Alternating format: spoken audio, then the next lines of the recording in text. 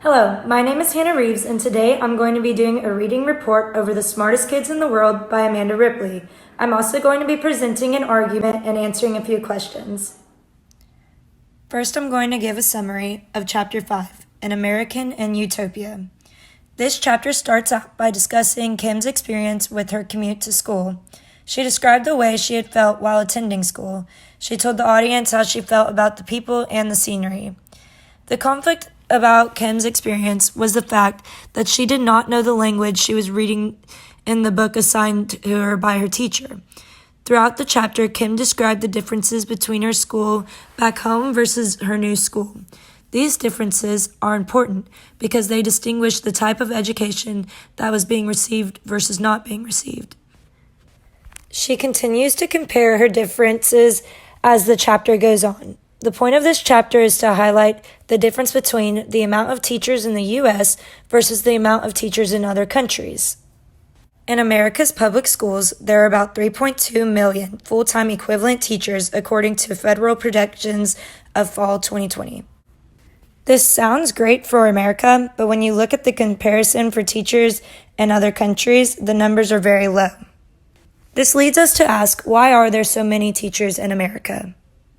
There are many answers to that question, but the number one answer most people would say is that the education process is very easy. This leads me to the main argument of my video. The standardized tests for teachers in America should be made harder for future teachers to pass in order to improve the education of their future students. To expand on my argument, I would like to bring up these reasons. The first being that in order to successfully teach a student, teachers need to know the content of what they're teaching. By making these tests harder, teachers can finally have a full understanding of TEKS. TEKS stands for Texas Essential Knowledge and Skills. They will also know how to deliver ELPs and be able to relate it to their students. A lot of people in America say the education system is easy to get into. By making these tests harder, there will be more trust in the profession from teachers to people. Altogether, this will better the education for future students. Now I'm going to discuss my personal experience and beliefs. I can relate to Kim when it comes to this chapter because I understand what it's like to feel lost in a classroom. This compares with our course content because as future educators, I believe it's our job to care for our future students. This has changed my thinking on education because it has opened my eyes on how the U.S. educates versus other countries, and it makes me want to encourage and make change.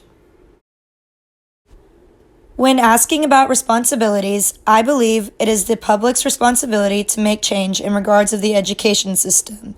It starts with us. Gandhi once said, "You must be the change you wish to see in the world," and I believe that is something future educators should hold with them and really encourage. One child, one teacher, one book, one pen can change the world.